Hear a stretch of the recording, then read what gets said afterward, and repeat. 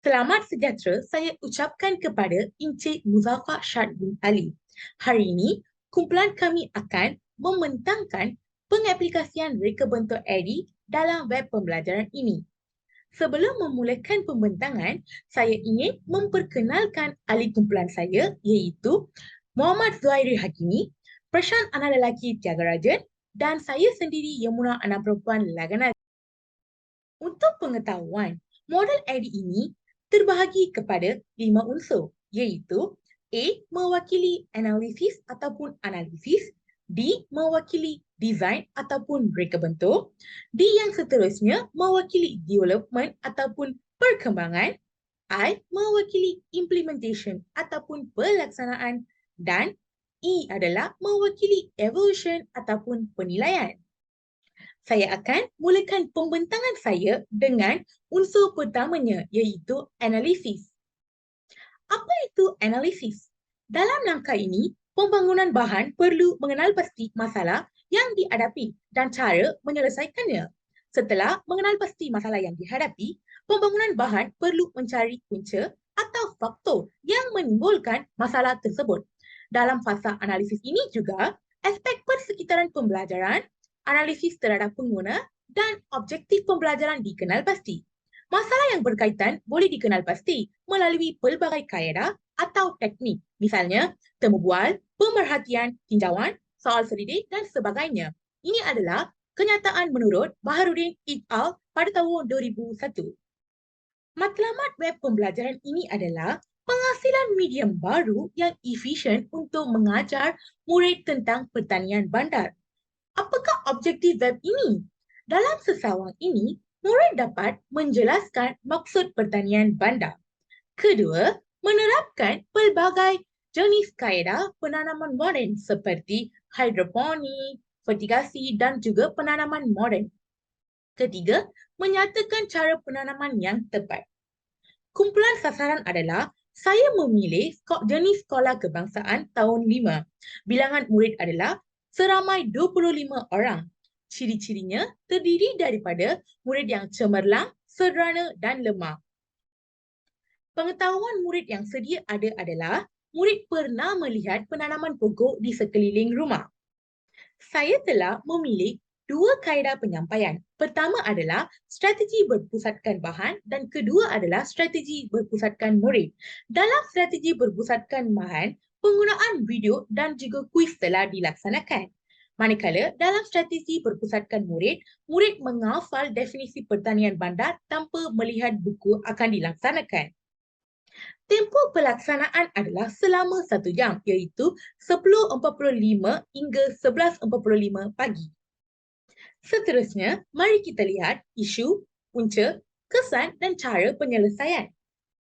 Apakah isu yang telah ditemui? Bidang penanaman kurang dititipberatkan pada masa kini, terutamanya dalam kalangan murid sekolah rendah. Kedua, murid kurang berpengetahuan dan kemahiran tentang kaedah dan cara penanaman yang betul. Manakala puncanya, faktor guru yang tidak mempedulikan dalam penyampaian pembelajaran tanaman secara teori ataupun aplikasi. Kedua, masa yang tidak mencukupi untuk melaksanakan aktiviti penanaman secara hands-on.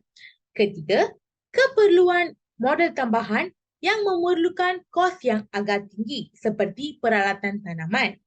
Keempat, kesediaan peralatan serta bahan bantu mengajar tentang pertanian bandar yang tidak efisien. Dan akhirnya adalah perkembangan semasa di mana sistem pendidikan berorientasikan peperiksaan. Kesannya pula, murid tidak dapat menghayati pertanian bandar secara sepenuhnya. Kedua, murid kurang berpengetahuan dan kemahiran dalam pertanian bandar. Ketiga, golongan muda akan mengabaikan kepentingan pertanian bandar.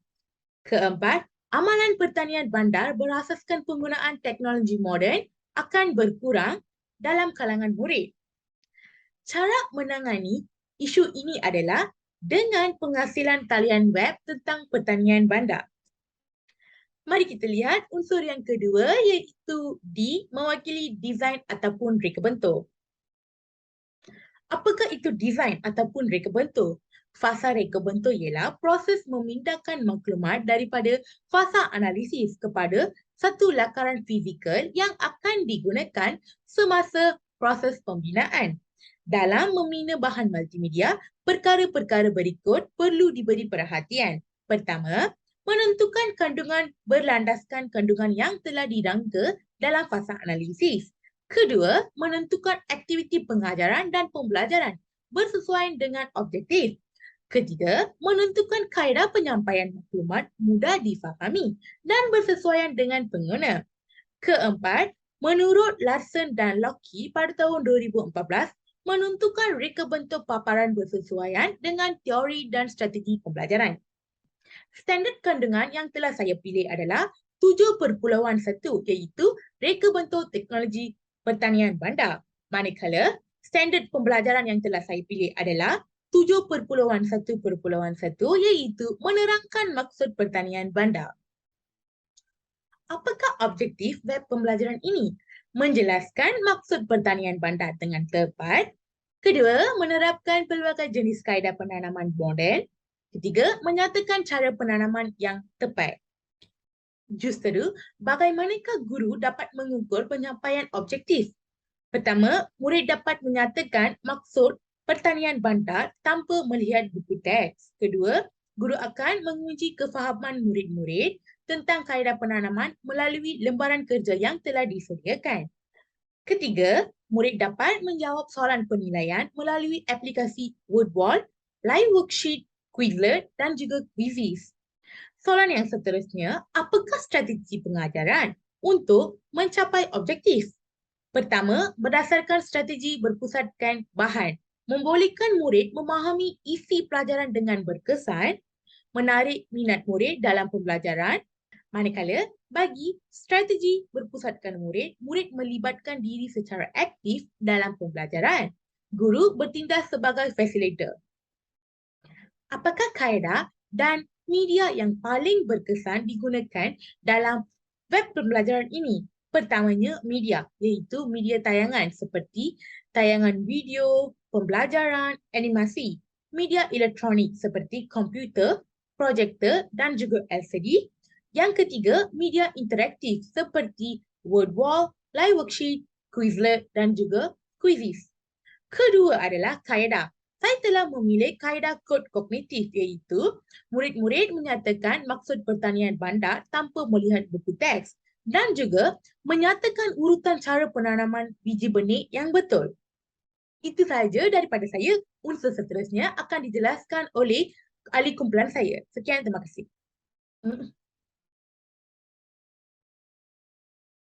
Setakat ini saja daripada saya. Unsur yang seterusnya akan dibentangkan oleh ahli kumpulan saya.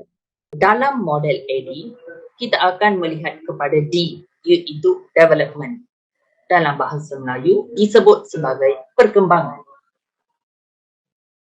Pembangunan bahan multimedia melibatkan proses membangunkan atau menghasilkan bahan dengan menggunakan aplikasi multimedia dan alat pengarangan. Pembangunan perisian perlu dibangunkan berdasarkan reka bentuk yang telah ditetapkan dalam fasa reka bentuk. Perkembangan boleh dilihat daripada dua aspek yang berbeza, iaitu bahan dan penilaian. Bahan. Pertamanya, apakah kandungan bahan multimedia? Tayangan filem, iaitu jenis-jenis tanah pertanian, ciri-ciri tanah kebun, tanah liat dan pasir. Mengandungi animasi, video, audio dan juga teks. Tayangan video, iaitu video pembelajaran, iaitu penyampaian cara menanam biji benih jagung menggunakan aplikasi WordWall, live worksheet, Quizlet dan Quizzes sebagai latihan. Penguasaan terhadap kaedah tanaman, jenis-jenis biji benih, bahagian tumbuh-tumbuhan, peralatan tanaman dan kebaikan mengusahakan tanaman bandar. Keduanya adalah bagaimanakah bentuk multimedia. Multimedia yang digunakan adalah media elektronik, iaitu internet, komputer, projektor dan juga LCD. Mari kita lihat aspek kedua, iaitu penilaian. Adakah menepati standard? Ya, pembelajaran menepati standard yang ditetapkan. Standard kandungan yang digunakan adalah 7.1, iaitu reka bentuk teknologi pertanian bandar.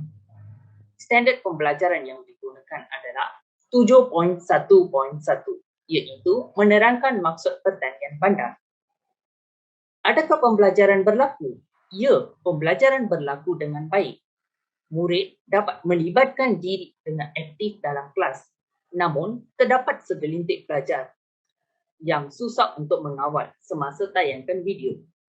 Ketiganya adalah bagaimanakah hendak menjadikannya lebih baik.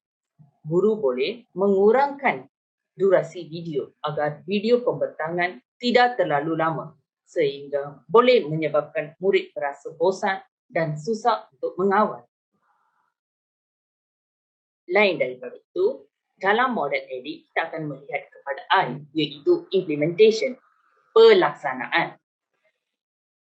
Fasa ini digunakan oleh pembangun bahan untuk membangunkan dan melaksanakan perisian multimedia. Proses kerja dalam fasa ini terbahagi kepada 4, iaitu membangunkan perisian, menilai perisian mengikut aspek-aspek yang ditetapkan, menguji kestabilan perisian, pengubahsuaian dan membaik kulit perisian bagi membaiki dan meningkatkan lagi kualiti perisian. Site menunjukkan latihan pengukuhan 1 yang menggunakan Quizlet.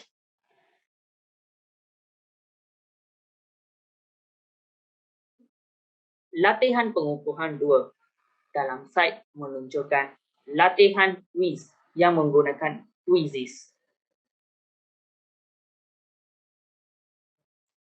Kedua-dua Quizlet dan Quizizz menggunakan tajuk RBT tahun 5, iaitu pertanian bandar untuk menguji kefahaman murid-murid.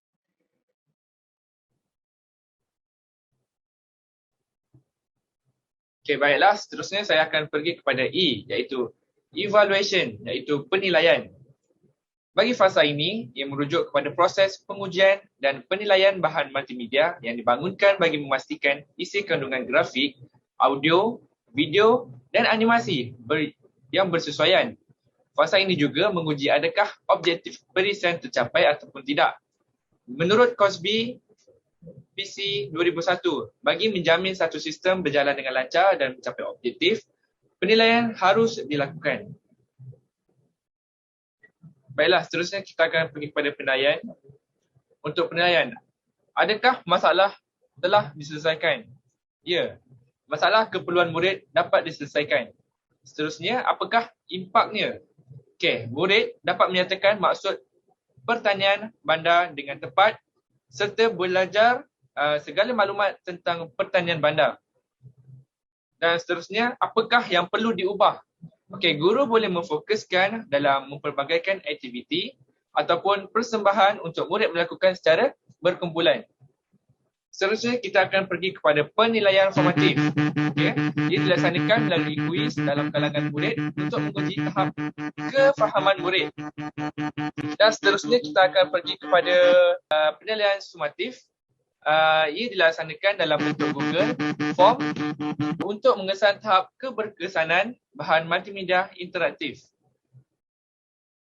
Okey, baiklah. Seterusnya saya akan pergi kepada kesimpulan. Okey, kesimpulannya, model AD merupakan model reka bentuk pengedaran yang terbaik yang boleh diguna pakai untuk membangunkan sesebuah model kerana kursus pengedaran ini mempunyai fasa-fasa pada model AD adalah bersifat menyeluruh.